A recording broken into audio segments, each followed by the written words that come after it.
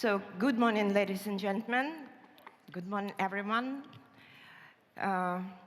Please help yourself. Feel free, take your seats. If you need headphones set, you can find them over there. And in a few minutes, we will start our panel discussion. It promised to be very interesting because the topic is very important, I think. It's about keeping Ukrainian business. So, and in the end of our panel, you can put the question to our members of our panels. Thank you so much.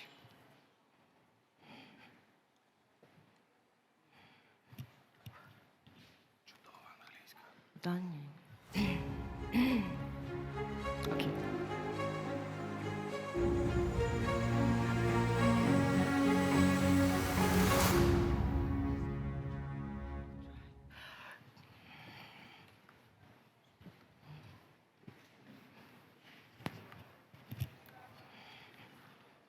So, shall we start, or just a few minutes we need?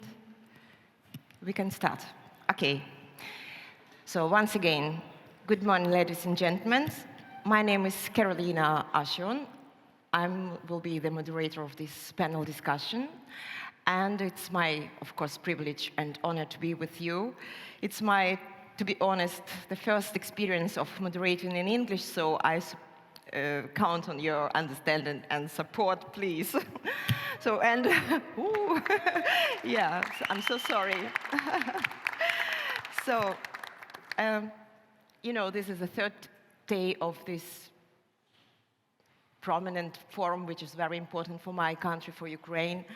And every panel and presentation in this forum is very important, but I think that this panel is one of the most important because it's all about business, and you know how it's important to keep business in the war conditions. And so what do we have for today?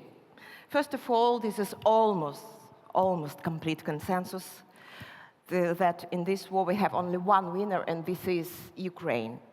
Our army is one of the strongest armies in the world. And in principle, it is impossible to defeat Ukrainians, and I think the whole world is convinced of it. And while our army is getting closer to victory every day, it is very important, it is imperative to hold and not to lose our economic front.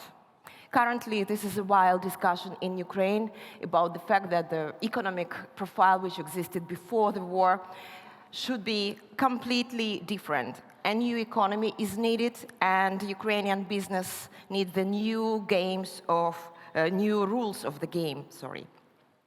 In essence, now Ukraine faced two big challenges. The first of all, it's to win the war, and the second one is to win the peace.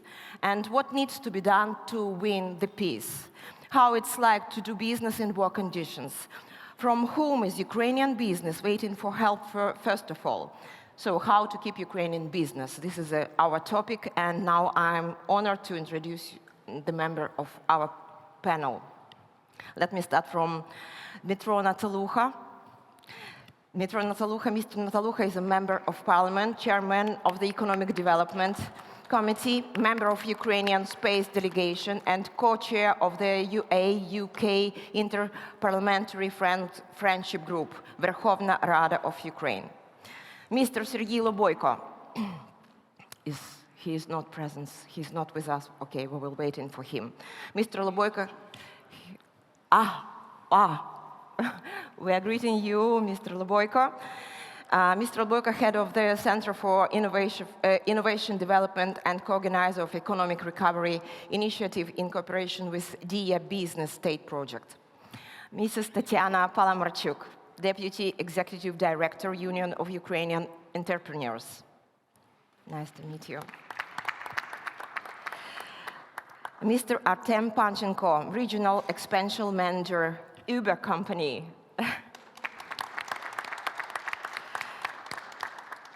Mr. Graham Weihmiller, I'm so sorry, Mr. Graham, the global chairman and CEO of company BNI, the world's largest business network. He is a co-author of Master Connector, an Amazon bestseller. And Mr. Łukasz Leśniak, board member of WS company which specializes in transportation, spedition, and logistics, working on European Union, Asian, and USA, North USA market, as I understand. Nice to meet you. So, let me start with the statement that Ukraine needs investment, and in turn, Ukraine is extremely needed and I'm sure very interesting for investors. Today, it's undeniable the fact that without help from our partners, it will be absolutely impossible to overcome all the challenges and to restore our company. And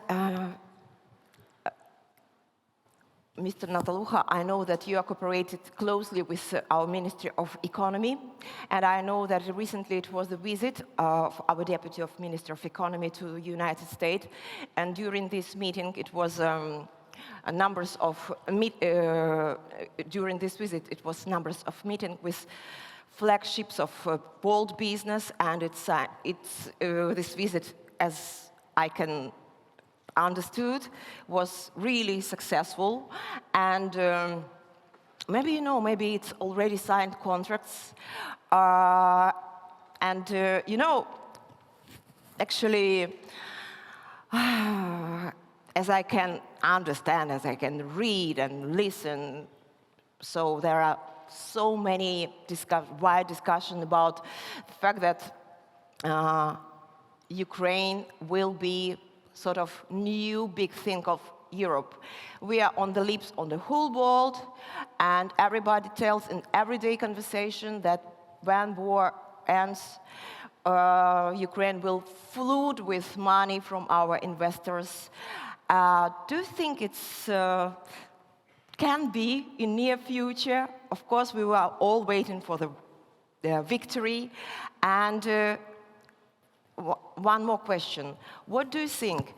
Can investment be sort of additional safety factor for our economy, for our country? Please tell us about it. Thank you very much, Karolina. Thank you, everyone, for having us here.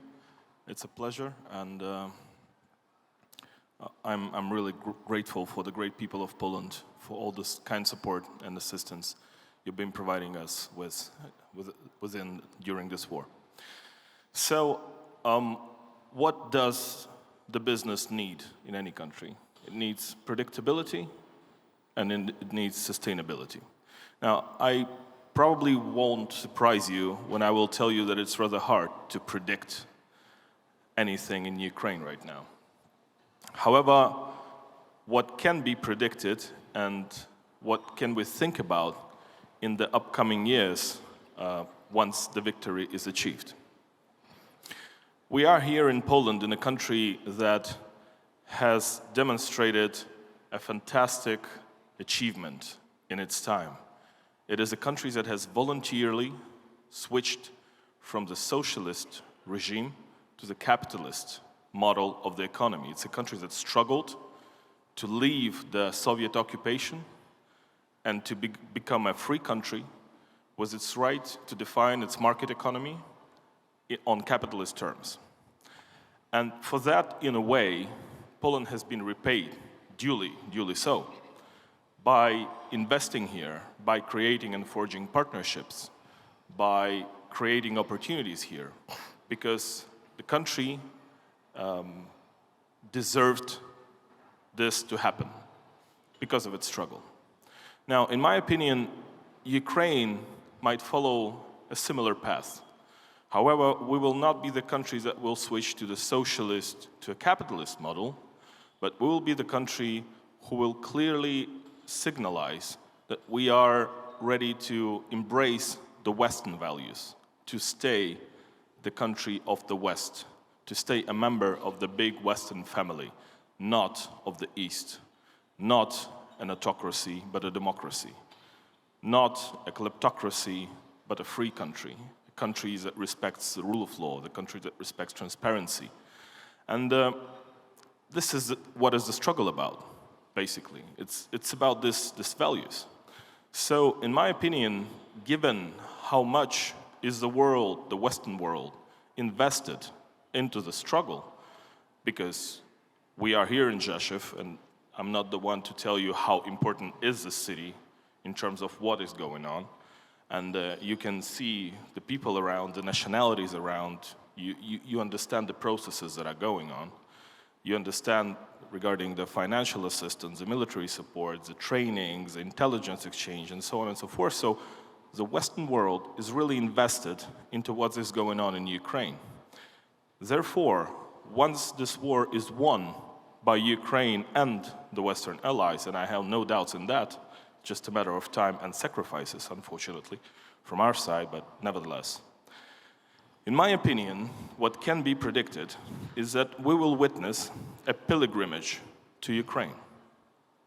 A pilgrimage of business, a pilgrimage of politics, a pilgrimage of academia, of tourism, of all those kind of things, because everyone is so emotionally invested into this war, because everyone knows someone who has suffered from this war, because everyone knows someone whom he helped, whom he assisted, whom he provided shelter with, whom he provided some humanitarian assistance, whom he has taken care of, and so on and so forth. So in a way, this indeed will be our joint victory.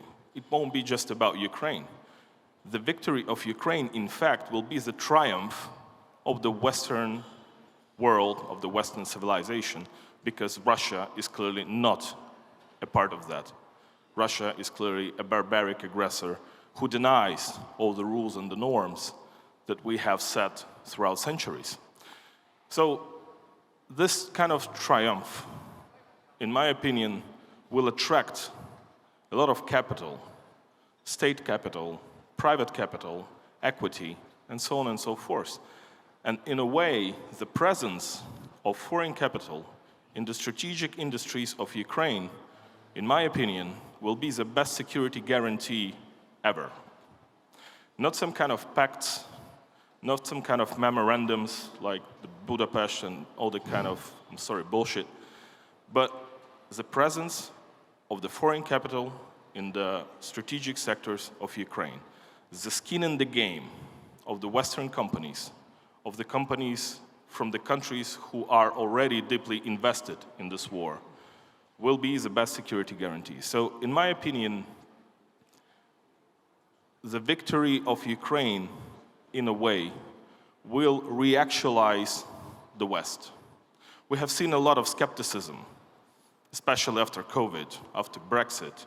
You have heard about the Grexit potentially, the Spanexit and all this stuff. So the populist movements in Europe were rather active, especially in the past few years. Now with this war, the West has proven that it's a unity, that the project is not just alive, but it's as strong as ever. And for that reason, I think that when we're talking about Ukraine, it's merely a representation, an example of how strong the West is and how strong the West can be and should be. And for that reason, to win the war will be just a part of the solution. But to rebuild Ukraine will be to manifest not just the military power, but the economic power that the West represents, the powerhouse of the continent. Because what is happening, in my opinion, right now in Ukraine is Putin is trying to make a very primitive point with this war. We haven't seen in these 9 months a very sophisticated, progressive, and modern Russian army, have we? Probably not. I mean, it definitely did not meet the expectations. But nevertheless, what he's trying to prove is that modern army, modern technologies, sophisticated equipment does not matter. What matters, in his opinion, is the pure number of people who are above 18 years old that are able to carry a Kalashnikov. And that's pretty much it. So in his opinion, what matters is the quantity of the population. And what he intends to do is simply to outnumber all the modern tanks the West has, all the modern fire systems, and so on and so forth. If he proves his point right, this will be a very dangerous world to live in, because this will mean that the countries who have no economy or very poor economic conditions, but have a very strong population, will dictate the development of the world. And the economy, as an instrument to wage power, will be put not just on the second place, but on the third, on the fourth, maybe on the fifth. On the first place, what will matter will be the brute force. The simple brute force of as much people as one possibly could recruit and give them a Kalashnikov. So this is another reason why we cannot let this war end in favor of Putin, because we understand how important the economy is, how important progress is, how important the modern technologies are. And for that reason, to make this statement, to manifest this importance, in my opinion, we will see the reconstruction and the rebuilding of Ukraine as the confirmation of such importance. Thank you. Thank you very much, Mr. Natalukha. Now my question is for Mr. Loboyko, who is with us through Skype. So, Mr. Loboyko, most recently the platform you initiated with has become the #1 platform in Europe. The name of this platform is Dear Business. My congratulations. And I want to ask you to put us in the picture what, from your perspective, is getting on within Ukrainian business. How do they feel? What their main subject of your researching? And I know that you've done a lot about to understanding the trend of business activity, current business activity in Ukraine. Could you please tell us more about it? Hello, Karolina and everybody. Can I share my presentation? I think we have this opportunity. Yeah. Not yet. First of all, I would like to mention that, Karolina, the platform that you mentioned is a state platform. It's called Dear Business, and it's developed by the state office on promoting entrepreneurship and export. And in partnership, we started initiative called Economic Recovery, Business Development, Export Development Initiative, which aimed to help, first of all, the government and our policy decision makers, as well as business, local governments, to get data on what is going on. Because after the shock, there started to be incredible changes. We know the data, for instance, from estimation of the World Bank that there are already up to $500 billion damages caused to Ukraine by invasion, but it's only infrastructure damages. Nobody has yet estimated business losses. And we managed to establish the system based on our pre-war developments in big data, business intelligence, as well as on the basis of surveys of Ukrainian business, which I think will be interesting for our audience to understand where we are, where we are going, what are the needs. And already 6 government stakeholders are supporting this initiative and using the results of our research. But I still don't have access to sharing presentation. Can anybody help to solve this technical issue? Okay, maybe I don't know, is it any problems with it? So... Okay, I can talk without presentation, without but... just shortly, what does the share of business for Ukrainian business, which, for example, interested in cooperation, international cooperation, export? By the way, this data is amazing. It's 9 times increase of interest of business in such type of development, export-oriented development, compared to what was before 24/02. But first of all, I would like to state that after the months of shock for business community, when almost all, more than 80% of companies stopped their operations, when there was no new registrations of businesses, we recovered pretty fast, and each month we observe positive trends. First of all, let's start from business spirit.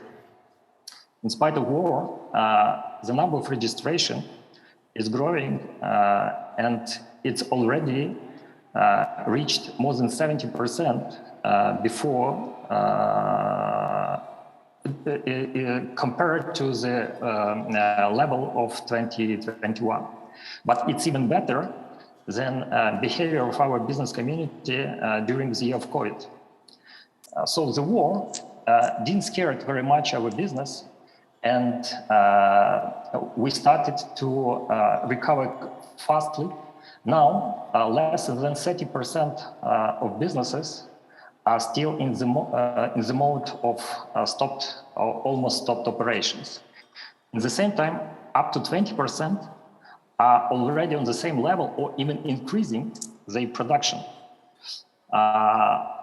Next, it's interesting to consider what has happened with relocation. There are a lot of scaring numbers on refugees, of internally displaced people, 7 million inside the Ukraine, 20 million left Ukraine at the beginning, then 5 million of them has already returned, but still 7 million are abroad. So all this impacts significantly the economic landscape on all the regions, all our municipalities, etc. But pay attention that in spite of 20% of business was pushed to move their facilities, the operations from occupied and damaged regions to the west. At the same time, 95% of business stay in Ukraine. They didn't left Ukraine. They are working out new strategies, and almost half of businesses has already such strategies according to their responses and even business plans. They know what to do. And what is interesting, that from one point of view, they are looking for export. It's 9 times increase of interest to export. But what does it mean? It means that business is starting to change the mindset from typical competitive advantage for internal market based on unique business connections, partnerships. Now, up to 60% of business are starting or going to invest in technological and business innovations. And for such partners, they will be looking for. It's not only IT business, it's going through all the sectors. Yeah. Important new innovation, which was established by the government, and was advocated. A lot of efforts were invested in this personally by Mr. Natalukha. It's industrial parks. It's new big opportunity, which already got a lot of positive response. More than 33% of business are looking to use this possibility. Yeah, Mr. And the last one, last one, inspiring data. As I have mentioned, there are a lot of problems, and business is trying to adopt and doing well with this, in spite of all obstacles. It was interesting for us to understand, is it possible that they will help the budget to survive during this hard period? Because you know that almost all taxes that are planned for the next year are going to be spent just for one article, one spending, is defense. Mm-hmm. So business responds, especially small and medium-sized business, that they're going to pay the same amount that was planned before 24/02 in case of access to financial sources and markets. And they need for this less than 5 billion euro. Compared to $500 billion damages, it's almost nothing. And pay attention that right now, 92% of businesses are already involved in helping Ukraine to win the war and join the volunteering activity. Mr. Loboyko, thank you so much for your answer. And let me switch on Ukrainians, because I know that the next panelist, Pani Palamarchuk, Ms. Palamarchuk, will present in Ukrainian. Пані Тетяно, я знаю точно, що, ну, і не тільки я, весь світ знає про те, з якими викликами стикнувся український бізнес, так, що все, що довелося пережити впродовж останніх 3 років, це просто, знаєте, як то кажуть, мікс найгіршого, що може бути. Спочатку 2 years, and in the past year, well, 2 years was a blend of the worst. So first we had this COVID pandemic and then the war. And then Mr. Boyko, well, introduced us to what was happening here. I understand that you're on a daily basis in touch with representatives of medium-sized business, large business. So could you tell us more about the key motives, about what is happening? What do you consider worthy to contribute during this panel? Karolina, thank you so much, and I would like to welcome all the participants of the summit today. I want to say that Ukrainian business is resilient.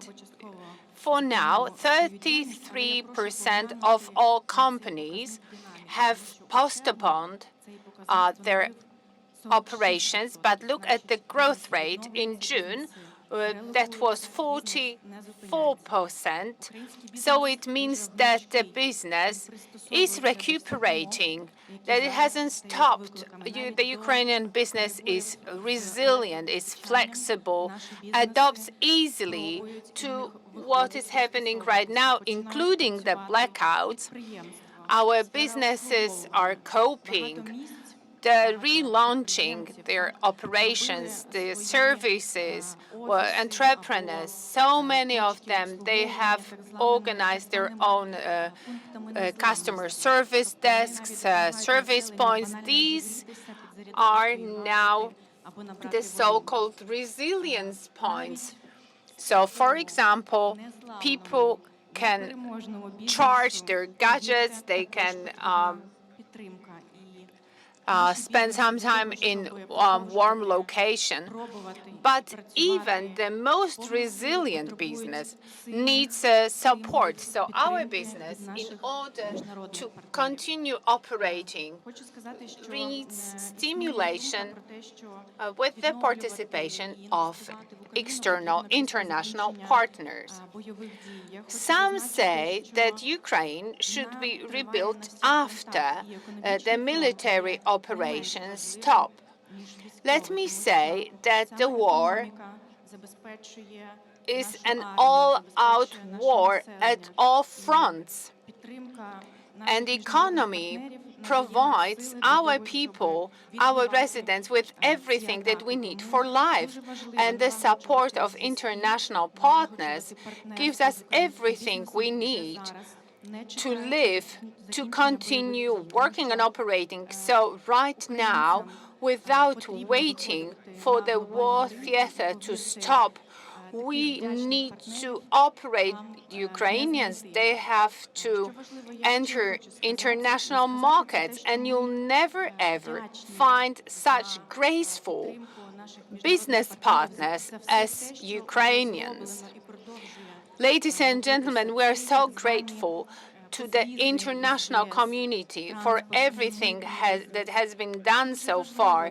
So this no visa regime, customs exemptions, it was so important that exports restrictions to the EU from Ukraine have been lifted. It was so important that we could enter and we could join international platforms to look for partners on the global markets. 2023 and 2024, these will be years of great difficulty for the Ukrainian business, and this is why we need these signs, manifestations of support so we can continue operating. So, for example, we need to have type approvals, we need to have conformity certification and all other certifications required for our products to be launched on international markets.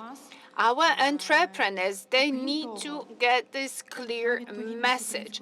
Well, they need some time to prepare, but they need to get this clear message that they can do it. Well, that takes some financial investment to have all the necessary certification.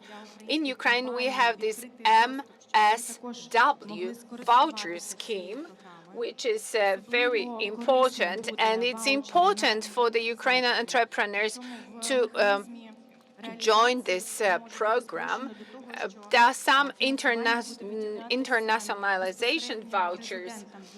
It's important that these goods, well, they go directly to the European entrepreneurs who work directly with Ukrainian businesses. Well, Ukrainian production can be then adapted to high-quality EU standards of production.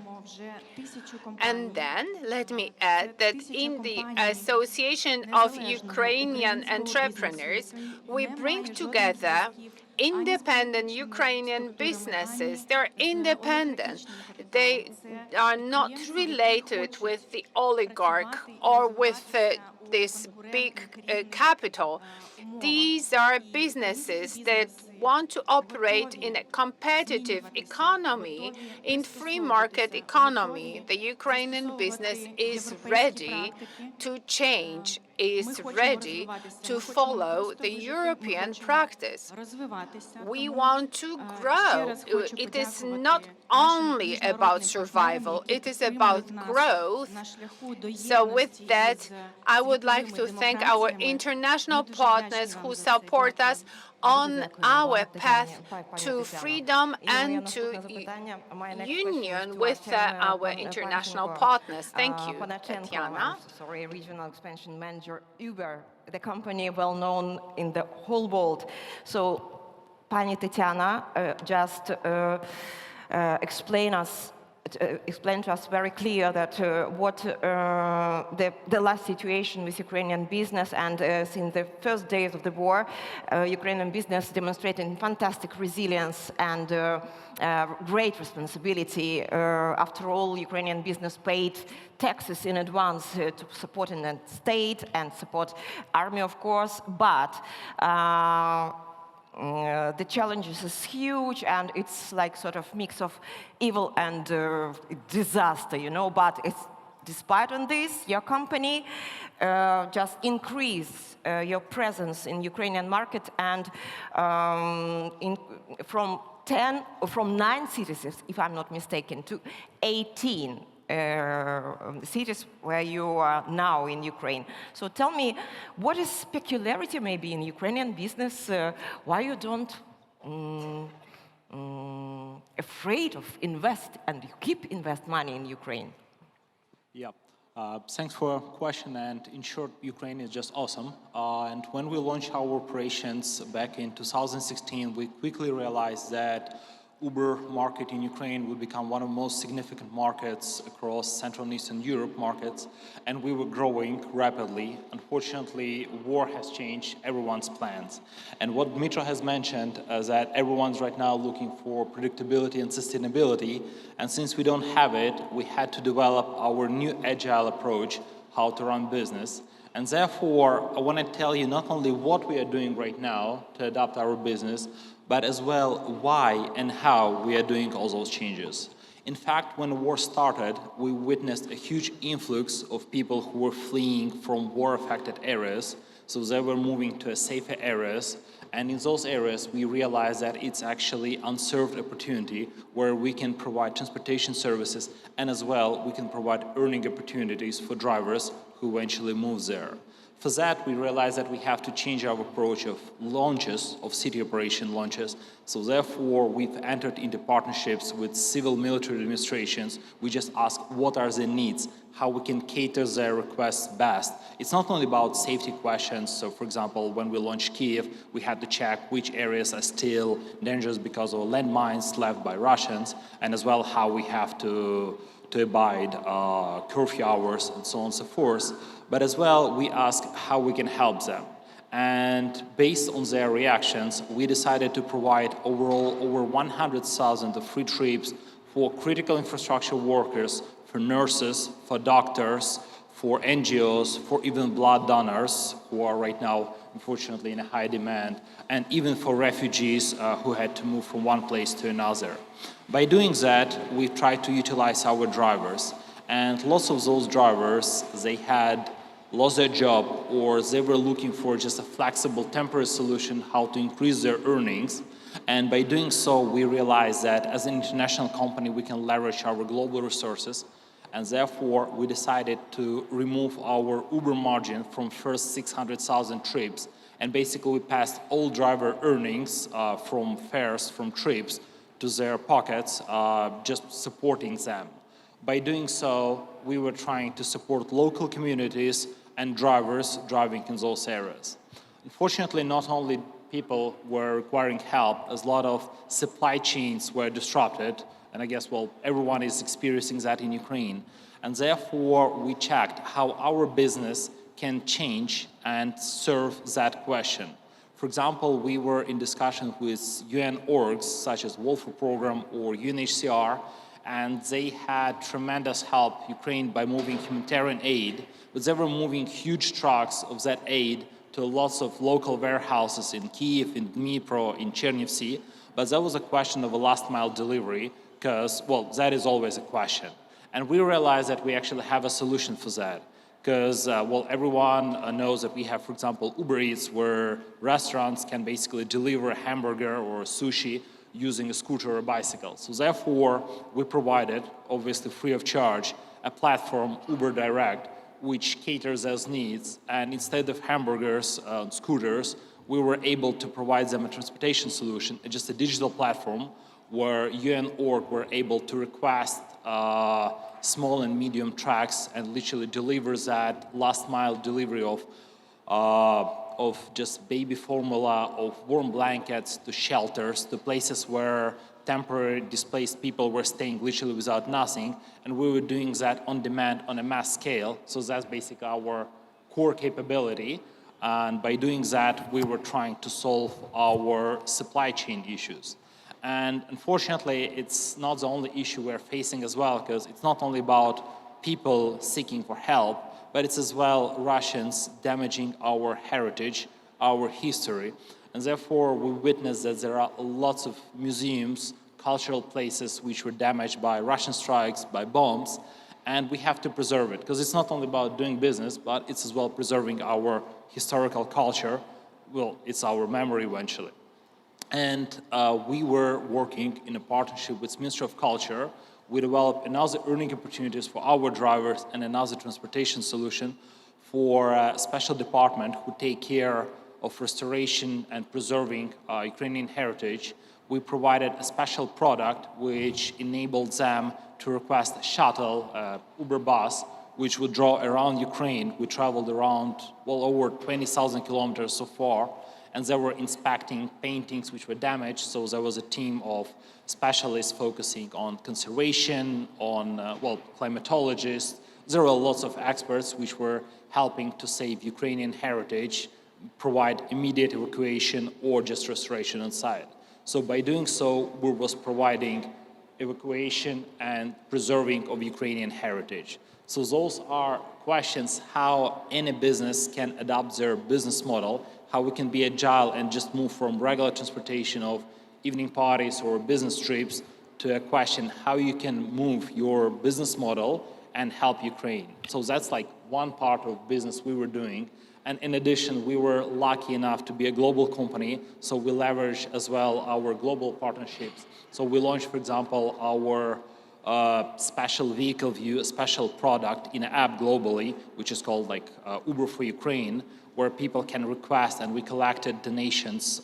That was like almost $3 million. We matched that by our $2 million in-kind donation and passed it to NGOs which were in need. So that was a little bit of a sprint, but now every business has to enter a marathon. So we have to strive and keep on developing our abilities to provide earning opportunities for drivers on site, and as well providing transportation solutions for authorities where we're in. So, well, that's what we are doing for now. That's Thanks. a brilliant job. Thank you so much for everything you've already done, and keep working in this direction. And now I'd like to ask Mr. Leśniak, Łukasz Leśniak. He is a board member of WWS in Transportation, Speditions and Logistics. So from your perspective, what do you think? Is it really important to, as soon as possible, to restore the economy in Ukraine and to rebuild all the infrastructure so that Ukraine can turn into the very important transportation hub, yeah? Because it's because of our unique geographical place in the Europe, in the world. Tell us more, how do you think, how it can be in the near future? Yeah, sure. First of all, I'm so proud to be in here, and I'm so grateful to be the part of that panel. Regarding your question, first of all, yes. First of all, yes, because the location of Ukraine and a lot of trouble regarding the transportation and due to the war and Odessa cases, Poland right now it's, in my opinion, one of the first destination regarding the transportation of goods, products from Ukraine across the world. And it's happening right now. The second location is Romania, but there's a lot of troubles in Constanța, and Ukraine needs Poland and needs an access to rebuild their economy. That's the first thing. I think that in the next couple of years, that's the first place to take in regarding the rebuild economy and the country. Even what's been said, rebuilding the country are not going to start after the war. Right now is the moment to start to do it, think about it, plan it. And of course, the whole country, I don't know how many percent, but I think 70%, 50% of the country has been destroyed. So right now is the moment to rebuild the country, to start to think about it and to do everything what's needed to make it happen. And right now, even the situation regarding the economy and business, export of seeds from Ukraine, export the Ukrainian products. Everything is needed to keep the economy still on the right level. As have mentioned that 33% of the companies are still yeah. Couldn't overcome the challenges. Yeah. That's coming from the heart of Ukrainian people. They are strong, they are still fighting, and they are the winners right now. And whatever going to happen, whatever, doesn't matter. Whatever going to happen, they are the winners right now. And they are going to be them in the near future. And we as a people, as a Polish citizens, since the beginning, we were supporting, we were trying to help, as a private sector, as a private companies, public, government, everybody has been supporting. And right now, I think that for Ukrainian business and for Ukrainian people, we are the partners on the same level. We are trying to support, we are helping them, and we're doing best of the best what we can do. And I think that we have to keep that as a sentence of our, maybe that's a hard word, but brotherhood, something like that. That's the way which we have to keep, because I don't know when, but in a couple of months, couple of years, Ukraine going to be free. Free of the war, free from the rockets, free from the bombs, and then Ukraine going to be the country which needs the support regarding the construction materials. I mean, even not the construction materials, all of the sectors which is needed to be rebuilt. So people needs the help.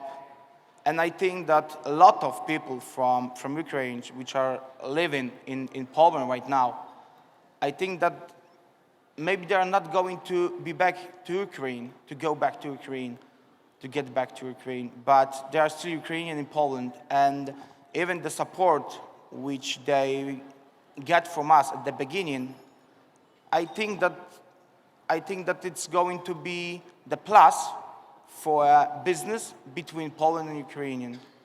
Even from the Polish history, a lot of Polish people has moved to US, and right now they are doing business. And I think that even Ukrainian moved, maybe it wasn't their decision, but they has been pushed to do it. But even if they're gonna stay, that's going to be the reason why we are going to be the partners, why we are going to exchange our businesses and build our common cooperation, I mean, between the countries. And even right now, I'm representing the logistic market, transportation market, but Business Center Club as well. And I know that a lot of movements has been done to support people in here. A lot of legalizations of documents, a lot of people who are looking for some work in Poland, I mean, moving out from Ukraine. That's the biggest advantage of that, what has happened regarding Polish and Ukrainian partnership. And regarding the business, I think that in the next couple of months, the most important thing is to involve the governments, the biggest companies, to start doing it right now. I mean, rebuilding the country. Do not wait. Just start doing it right now. And that's what I want to say.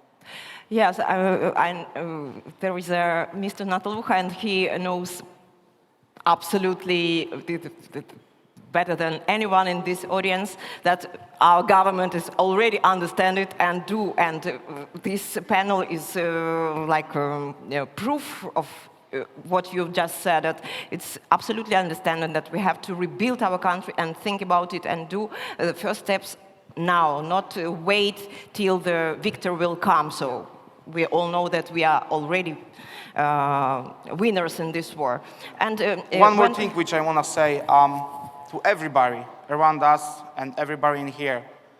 I think that all of us has to be involved in that process. All of us, even with some little part, but all of us.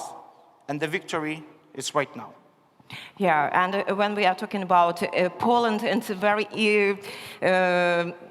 important to mention that according to last polls, opinion polls, 86% of Ukrainians think that Poland is our number one friend, and the total aid to Poland to help with war against Russia, more than $3 billion already. So thank you so much for your help as Polish. Keeping fingers crossed. Yeah, keep our fingers crossed. So and now I'd like to talk to Mr. Graham Weihmiller. It's very interesting to listen to you, so that I read a little of your bio, yeah, and it's very interesting and unique experience, as I can see, and I'm sure it will be interesting for everybody in this audience. So your company does not get involved in geopolitics, but instead you are seeking to help every entrepreneur and business leader on the planet to be very, very successful. Each week, your company, it's plus 195,000 member businesses and chapters action across 76 countries. I'm so sorry. Just in the last year, BNA members generated over $20.3 billion US dollars from other members through BNA. So my question is, after a disruption, why are entrepreneurs and business leaders so important to re-establishing vibrance within a community?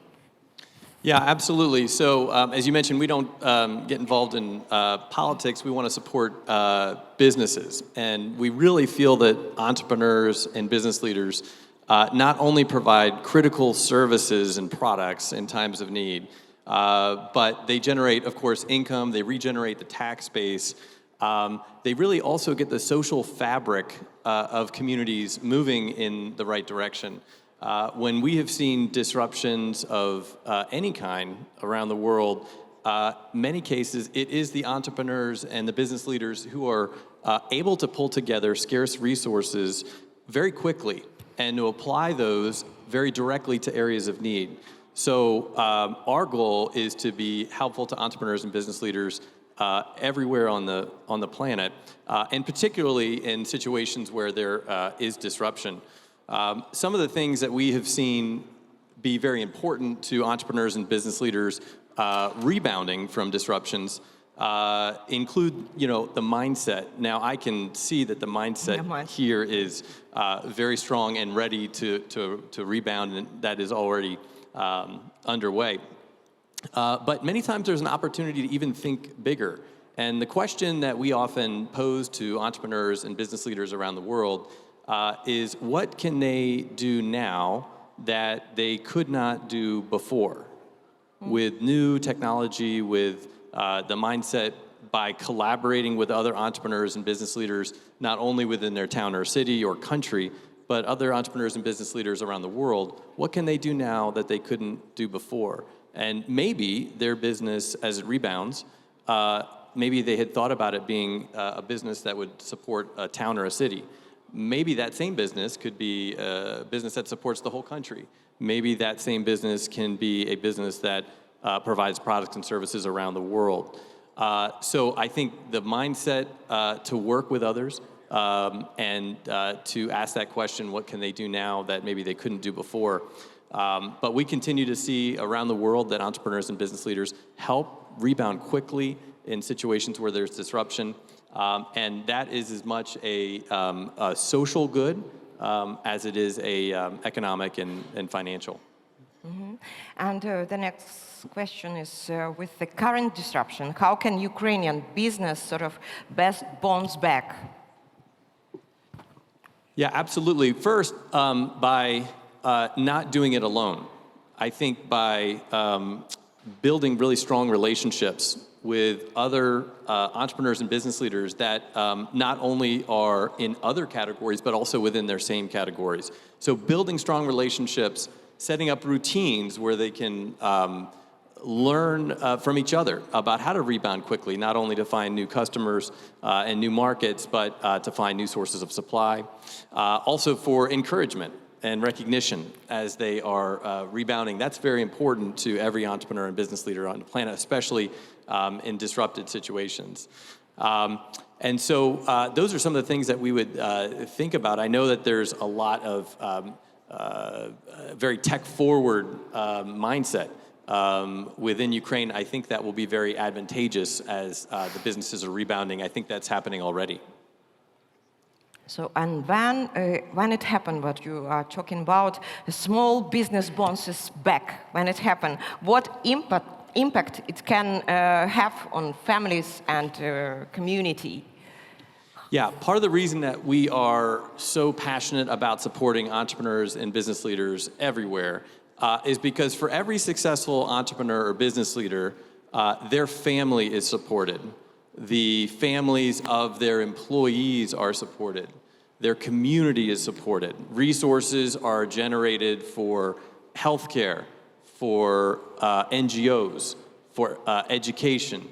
And so for every successful entrepreneur and business leader, there is so much that represents, so much good is being done. Our view is that entrepreneurs and business leaders around the world need to lead the way forward, that they are the most accountable because every day they need to add value to clients and customers. And that's part of the reason we are so passionate about supporting entrepreneurs and business leaders in Ukraine and also in every country worldwide. Mm-hmm. Thank you, Mr. Graham. So we have just 10, 11 minutes left. So my question is for each of you. Maybe knowing that the level of digitalization of Ukraine now is really high and everybody knows in the world about it, is it possible to create maybe some platform on which will be accumulator of so-called people's project, so that Ukrainians who are now all over the world can invest their money and to be like investors in our economy, in our country, that's just in one click, maybe. Maybe it's... Who wants to start? Tetiana? Дозвольте, я почну. Тому що одразу знаю відповідь If на I це may, питання. I'll be the І ми first вже над speaker. I нею know the працюємо. answer for this question. Насправді таких We are платформ already є багато, working і on ми, that, спілка and українських there are many підприємців platforms стала like that. провайдером The платформи Union of Риболіст в Ukrainian Україні. Entrepreneurs Це is a платформа, яка provider допомагає of знайти Ribolist platform in партнерів, Ukraine, в ЄС. which А, в allows принципі, business платформа people to look існує for і працює partners по in всьому EU member світу. states. So this platform Ми, operates як globally, бізнес-асоціація, and яка є we провайдером as the Union of в Ukrainian Україні, робимо аналіз entrepreneurs, та відбір компаній we are українських для того, a щоб provider представити and we на цю select платформу. Ukrainian І business це people дуже and важливо, тому enterprises, що and we want to саме present them on ми this є platform тою ланкою, and яка introduce them культивує there. взаємну довіру. It is very Ми important because відповідаємо we за are ті the підприємства, element які, who takes care of долучаються до цієї mutual платформи. trust, І таких, and we are a kind of проєктів, таких guarantee ініціатив є багато. guarantee Я that можу the назвати Ukrainian ще partners одну, це joining in EVN, are reliable. також There are many спільнота, platforms like яка that. допомагає There is also проходити EVN, a партнерства, community по which всьому helps світу.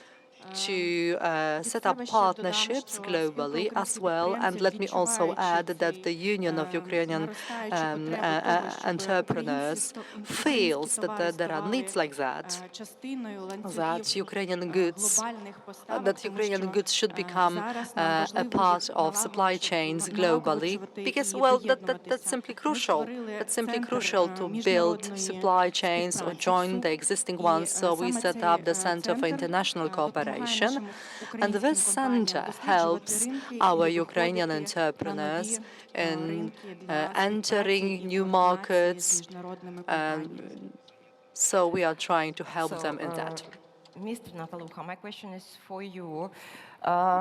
What do you think needs to be done, first of all, so that investors can move from intention to invest to real action? you, as a member of parliament, maybe to create something in our law? Thank you. As for the law, I think we have provided the businesses with some really efficient instruments already, like the industrial parks that have been mentioned, the law on localization, and so on and so forth. What needs to be done by Ukraine is to advocate more fiercely how this tragedy and this war is also an opportunity. Because it is true that almost half of the economy is destroyed. But it is also true that half of the economy should be rebuilt from scratch. And those are the markets where, for the moment, there is no competition at all. It means that any company that will be big enough and daring enough to enter the market and to explore those opportunities will become a strategic player in those specific industry for quite some time and will be forming the market. And I'm talking about markets like gas, natural gas, hydrogen, nuclear, metal casting, agro, and so on and so forth. So, I mean, the overall, beg your pardon, the overall amount of damage exceeds $1 trillion. Like, there is no way Ukraine is going to pull that alone. Like, this is impossible, and this is unprecedented in a way. For that reason, I think that what we are trying to do as the government is to persuade the partners, the partner countries and the allies that the reconstruction of Ukraine should not be a charity project. We want it to be a partnership project. And from our side, what we are ready to do is to provide as much data as possible on the opportunities, on the markets, on industries, to implement the new instruments that will facilitate the entry and the operation of the businesses inside the country, like industrial parks and so on and so forth. And then we are ready to share with those countries the profits. By all means, and this will allow the foreign businesses and the foreign governors to explain to their taxpayers what their businesses are doing in Ukraine. Not just donating money, but earning money and transferring them back to the countries of origin. And this is what is important. For us, the benefit is absolutely obvious. We need as much workplaces as possible. We need jobs. But in order for those jobs to be created, we need businesses to start operating in industries that are now destroyed.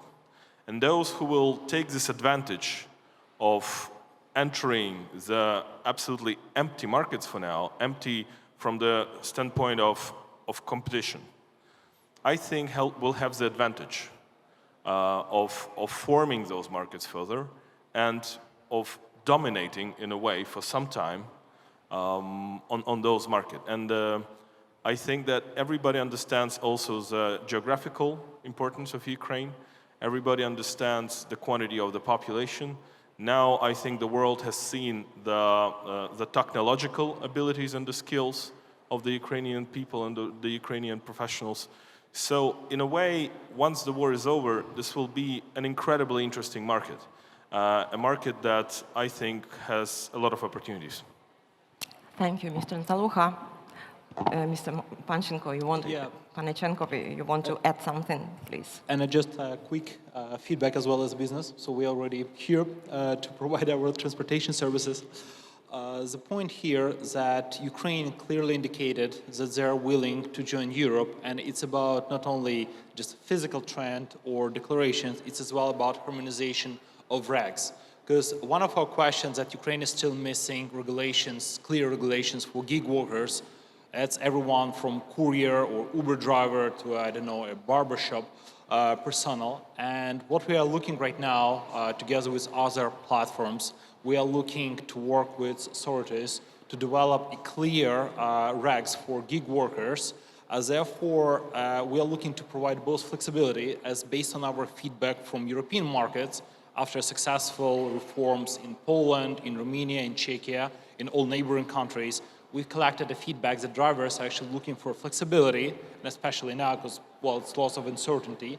But after that, we still need some regs, some a level playing field where everyone knows what to do and with as little friction as possible. So literally a person can click a button in DIA and after that pass it. So we are clear advocates and supporters of pushing those regs to become as well not only part of Europe by nature, but as well by regulations. Yeah, thank you.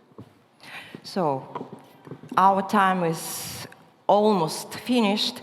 So I'd like to thank everybody for your participation in this panel. I want to emphasize that it's really very important topic, and because of the shortage of time, maybe I'm sure it's everybody has something to add, just in case to open and to look at the problem from different perspectives. And so everybody who are now in the hall, please, if you have questions to our member of our panel, you can put this question after the panel and on sidelines.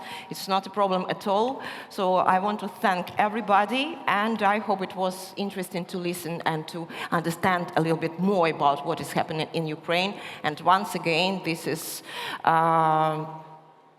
war. This is very tough time for Ukraine and challenging time, but I'm sure that we will win this war, and this is any hesitation about it. So thank you so much and have a good one.